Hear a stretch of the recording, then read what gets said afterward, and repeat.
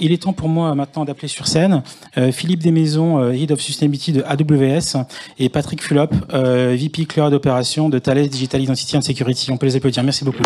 Je vais vous mettre là.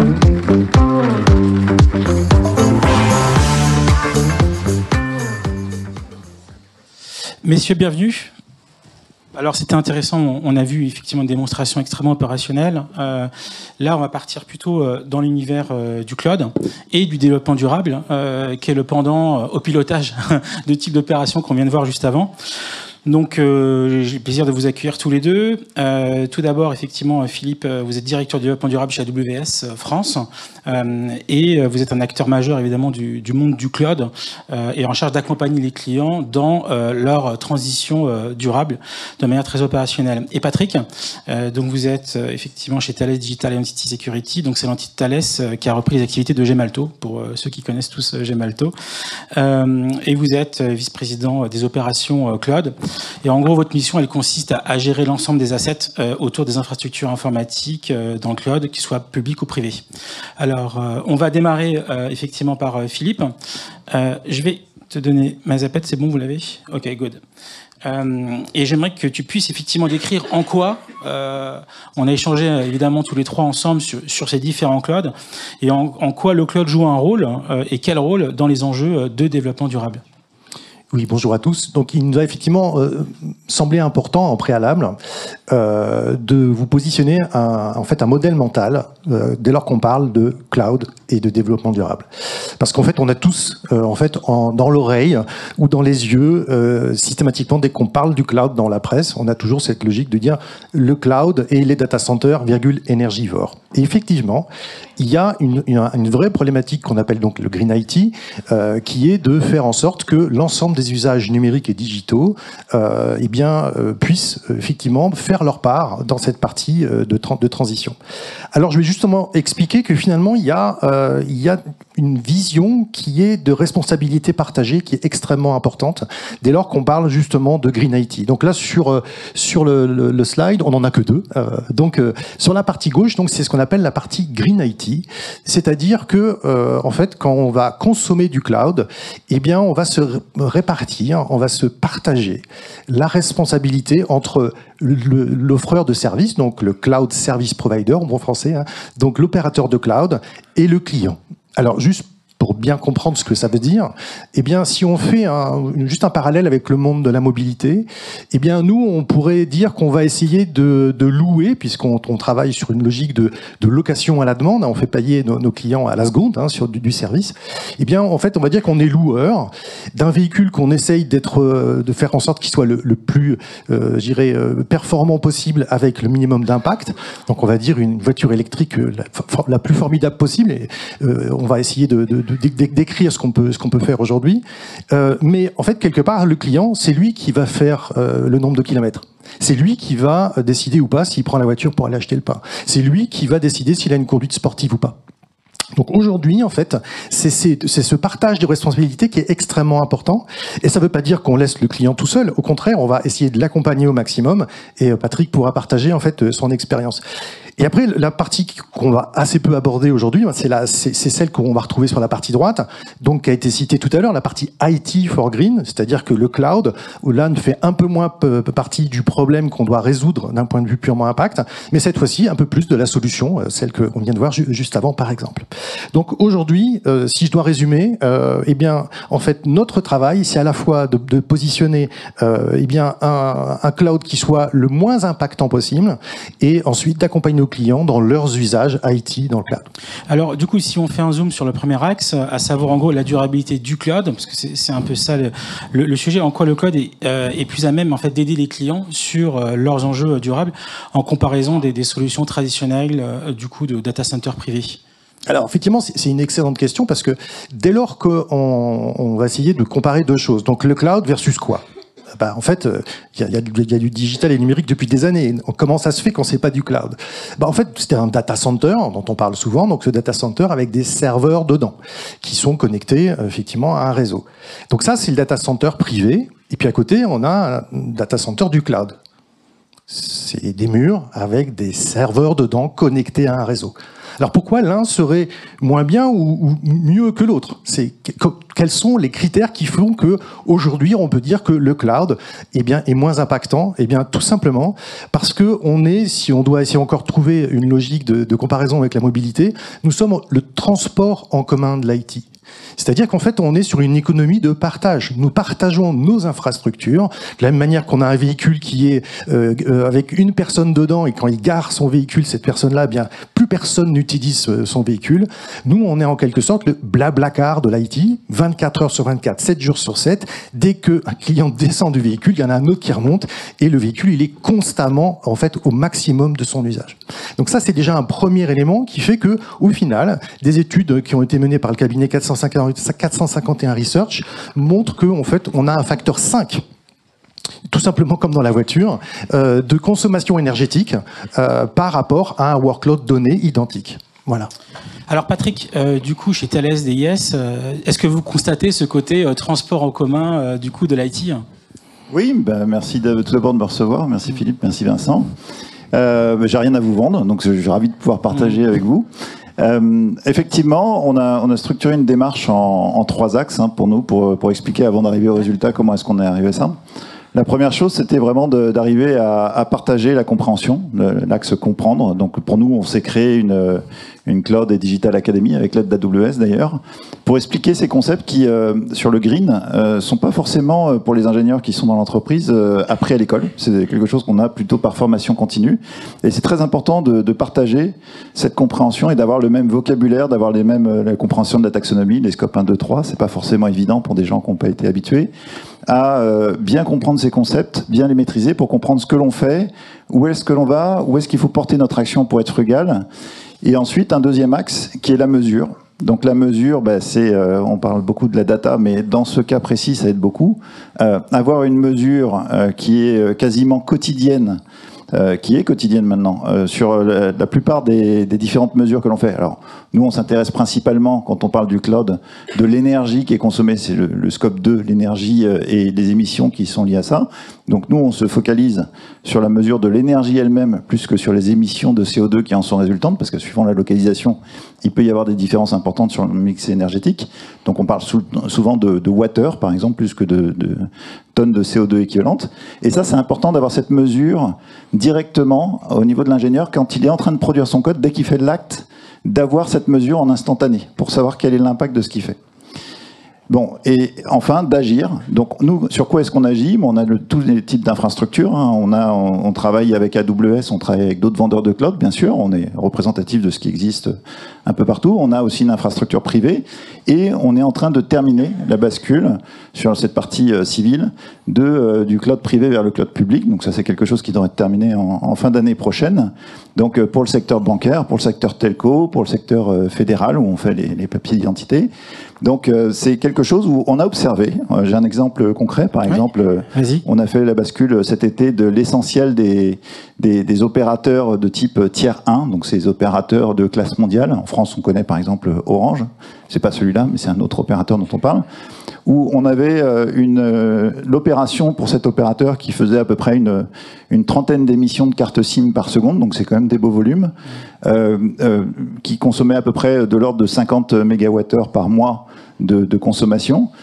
En passant dans le cloud, à infrastructure, évidemment, il y a un effet rebond quand on passe dans le cloud, où on utilise un peu plus le cloud pour un certain nombre de caractéristiques importantes de redondance et autres. Donc ça peut augmenter un peu la voilure, mais globalement, à périmètre constant, on descendait à 10 MWh par mois de consommation pour à peu près le même nombre de transactions. Alors évidemment, le nombre de transactions n'est pas constant, il augmente avec le temps, mais c'est un résultat remarquable qui prouve bien cet aspect de colocation versus faire nous-mêmes qui, en fait, malheureusement, est la plupart du temps vide. Merci beaucoup. Alors du coup, Philippe, si on repart, effectivement, on a bien compris que l'enjeu des offreurs de solutions cloud, c'est d'être effectivement le plus sobre possible. Côté client, c'est un peu moins limpide. C'est quoi un peu les conseils pour ceux qui utilisent le cloud et comment opérer dans ce sens ? Alors effectivement, c'est vrai que, ce que font les clients, donc mon job au quotidien, c'est de rencontrer des gens responsables du développement durable et aussi des directeurs informatiques, etc. Et souvent, ce qu'ils me posent comme question, évidemment, c'est sur la partie du cloud. Ils me disent quelles sont la durée de vie de vos équipements. Alors je dis 6 ans. Après, ils me disent comment ça se passe pour la partie électrique. Donc je parle d'efficacité du data center, etc. Mais il y a un moment, ils me disent moi, je dois baisser de 30% avant 2030. Donc maintenant, aidez-moi par rapport à cette solution-là. Et là, souvent, j'utilise d'ailleurs une expression que Patrick dit souvent, je dis, nous, on est à l'os. C'est-à-dire qu'en fait, quelque part, on fait déjà énormément d'efforts, puisque la partie du cloud, pourquoi c'est vertueux pour nous, c'est que le moins on consomme d'énergie, le plus on garde nos matériels, le plus, en fait, on fait de marge. Donc, nous, notre recherche au quotidien, c'est de faire que ce véhicule électrique, ça soit pas une trottinette en bois, mais que ça soit le plus performant possible. Donc maintenant, les 30%, ils sont peu chez moi. Et donc là, l'idée, c'est de dire comment on peut faire pour accompagner nos clients dans le cloud. Et comme l'a très bien dit Patrick, il y a aussi un phénomène qui est notre ennemi numéro 1, qu'on appelle l'effet rebond. Donc, d'ailleurs, si vous voulez briller en soirée, vous parlez du paradoxe de Jevons. Je vous invite à aller voir sur Wikipédia ce que je note. Voilà. Donc, ce fameux paradoxe, qu'est-ce qu'il veut dire? En fait, simplement, d'ailleurs, il y en a un qui est extrêmement connu, de paradoxe de Jevons, c'est l'aviation civile, où en fait, nos avions ont énormément fait de gains en termes de consommation de kérosène, mais comme il y a moins de kérosène, c'est moins cher, donc il y en a plus. D'accord? C'est exactement la même chose que l'on peut constater dans l'utilisation du cloud. Et donc ce fameux effet rebond, comment on peut l'accompagner? Et donc là, typiquement, en fait, pour essayer que vous puissiez voir ce que ça veut dire, l'effet rebond pour vous, dans votre quotidien, parce que là on dit, ok, il y a plus de fonctionnalités, etc. Mais pour donner un parallèle, même si on a maintenant beaucoup de lave-vaisselle, je pense que vous faites la vaisselle à la main, d'accord? Et qu'est-ce que ça veut dire faire la vaisselle à la main? Ça veut dire prendre la bouteille de Pec Citron, et puis tout simplement laver sa vaisselle. Mais regardez-vous en termes de comportement, donc là c'est la même chose que le développeur ou l'administrateur, quand au fond de la bouteille il reste juste un tout petit fond, versus quand la bouteille est pleine. Vous allez voir que vous mettez que 2 gouttes, parce que 2 gouttes suffisent, quand il y a vraiment ça au fond, et quand la bouteille est pleine, vous en mettez beaucoup plus. Et bien quelque part, le cloud, d'un point de vue du côté informatique, c'est un peu Noël tous les jours, c'est la bouteille de Pec constamment pleine, et nous, notre métier, c'est de pouvoir accompagner nos clients. Alors, comme disait Patrick, on n'a rien à vendre, moi c'est même pire. Je dirais, nos objectifs au quotidien des architectes, c'est que les clients consomment moins, mieux.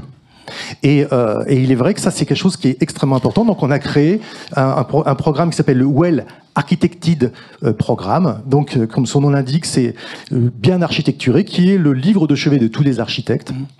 Et qui d'ailleurs au passage ne s'applique pas que à AWS, c'est quelque chose qui est gratuit. Et en fait, on accompagne nos clients sur plein de piliers, évidemment la sécurité, la résilience, la performance, le coût et la partie développement durable, où on va mettre en place un certain nombre d'éléments d'architecture pour consommer moins, tout bonnement. Donc il y a plus de 120 points de contrôle qui sont autour de ça. Patrick, comment vous avez du coup pris conscience de ces enjeux et quels sont les applicatifs que vous avez mis en place pour accompagner justement cette décarbonation? Bon, c'est des problématiques complexes, donc c'est très difficile d'être audible et de définir des principes d'action. Donc là, c'est un slide qu'on utilise en interne et qui est notre mantra. Alors, l'éco-design est un des critères parmi les autres. La sécurité, c'est non négociable, la fiabilité non plus.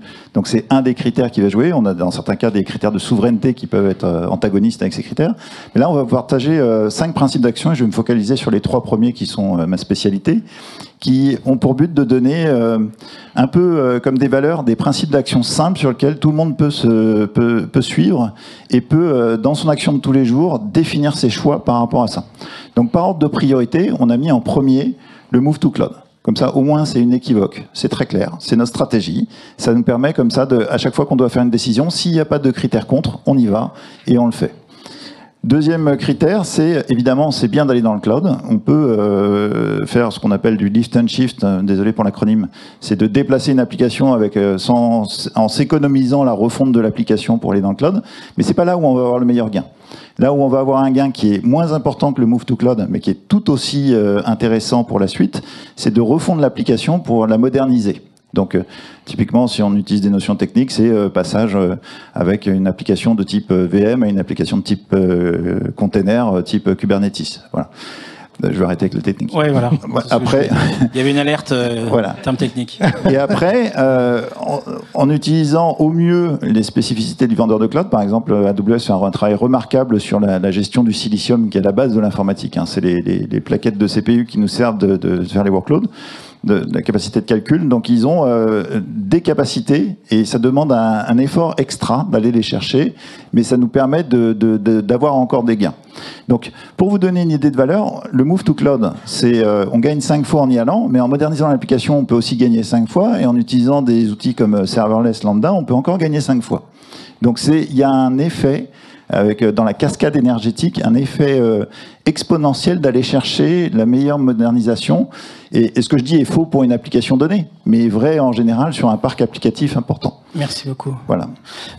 Du coup, effectivement, Philippe, on le voit, on a fait le tour d'horizon un peu des enjeux cloud et développement durable. Est-ce que tu peux nous donner un exemple de troisième axe? En gros, la durabilité grâce au cloud, c'est un peu cette idée-là, et comment le cloud peut être un véritable levier de décarbonation des entreprises. Ce sera le mot de la fin. Oui, alors donc c'était pas le sujet du jour. Hein, vous avez bien compris qu'aujourd'hui on se concentrait sur la partie gauche, la partie Green IT. Mais par contre, il faut pas jeter le bébé avec l'eau du bain. C'est-à-dire qu'à un moment, en fait, de la même manière qu'on fait un investissement en argent avec un retour sur investissement, on peut faire un investissement en énergie ou en carbone pour en fait en récupérer en sens inverse. Et donc ou avec des effets qui sont autres que le purement énergétique. Hein. La Smart Green Palette en est un des exemples.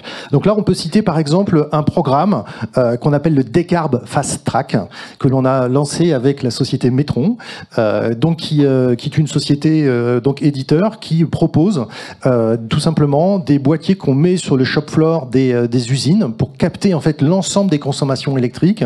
On va chercher aussi l'ensemble des factures d'électricité, et tous ces éléments-là, via l'Internet des objets, remontent dans le cloud avec une logique de gestion de big data, comme on dit, hein, d'intelligence artificielle, de détecter en fait l'ensemble des éléments que l'on peut optimiser, sur lesquels en fait on va pouvoir descendre. Donc un de leurs grands clients par exemple c'est ArcelorMittal, hein, donc c'est classiquement c'est au minimum 10% que l'on peut régler par ce type de solution. Et donc Decarb Fast Track, c'est plus de 50 clients à qui on a fait des propositions qui sont je dirais économiquement extrêmement viables, puisque c'est quasi gratuit, pour pouvoir faire que ils puissent pendant les 2 ans qui viennent récupérer 100 000 tonnes de CO2 par l'intermédiaire de ce programme. Et d'ailleurs, le programme est toujours ouvert. Voilà, Decarb Fast Track, si ça vous intéresse, si vous avez des usines. Voilà, donc c'est un des exemples que l'on peut retrouver dans la partie dite IT for Green, donc ou alors la partie grâce au cloud. Merci beaucoup à tous les deux. On peut les applaudir. Voilà. Je vous propose de... Voilà.